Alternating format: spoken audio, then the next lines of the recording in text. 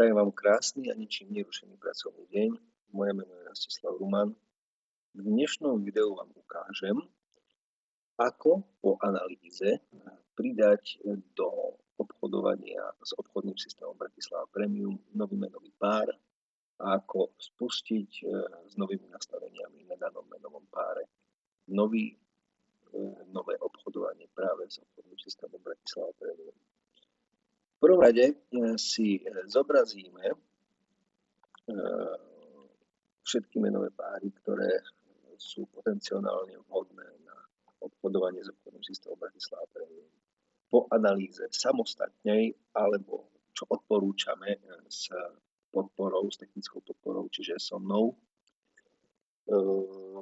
kde vám poskytnem náš pohľad a našu analýzu, ktoré menové páry sú najvhodnejšie v súčasnej dobe na obchodovanie s obchodným systémom Bratislava Premium, si môžete spustiť nami zanalizovaný alebo vami zanalizovaný obchodný pár.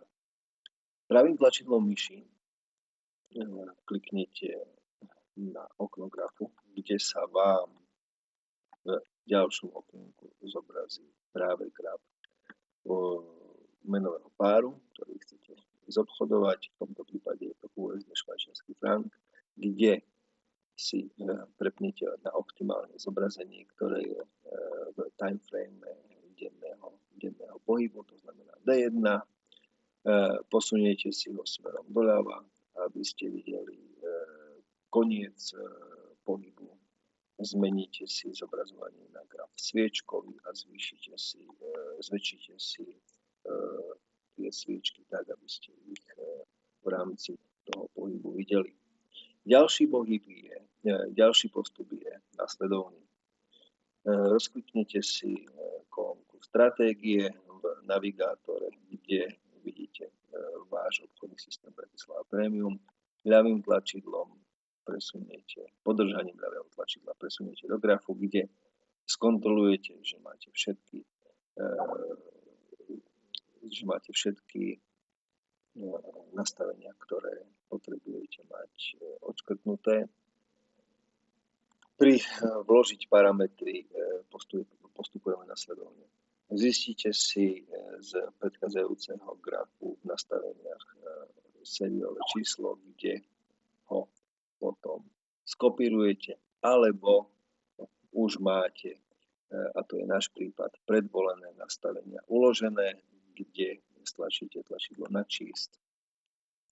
Zobrazí sa vám tabuľka, respektíve zložka, v ktorej sa dané nastavenia, v ktorej sú dané nastavenia uložené. Chvíľočku počkáme, odozva je kúsok pomalšia. Vidíte, v tomto prípade sú tie nastavenia uložené ako hlava set. Poklikaním dvojitým sa tie nastavenia načítajú do nastavení obchodného systému. Skontrolujete sériové číslo a nastavenia, aké chcete použiť. Skontrolujete initial loss, mean sell distance, risk level, super konzervatív, max loss 100%, drawdown 5%, čiže všetko sú asi tak, ako by sme chceli obchodovať. Teraz nám už netreba robiť žiadne iné úpravy, iba klasicky OK, potvrdiť obchodovanie. Obchodovanie sa v tomto prípade spustí následovným spôsobom. Vidíte license valid, čakáme na prvý tik v grafe, ktorý práve teraz nastal.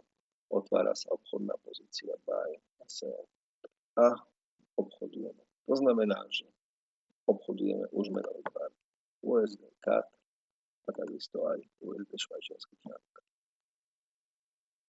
Toľko v krátkosti zo spúšťania ďalších menových párov s obchodným systémom Bratislava Premium. Ďakujem za pozornosť a teším sa na vás pri ďalších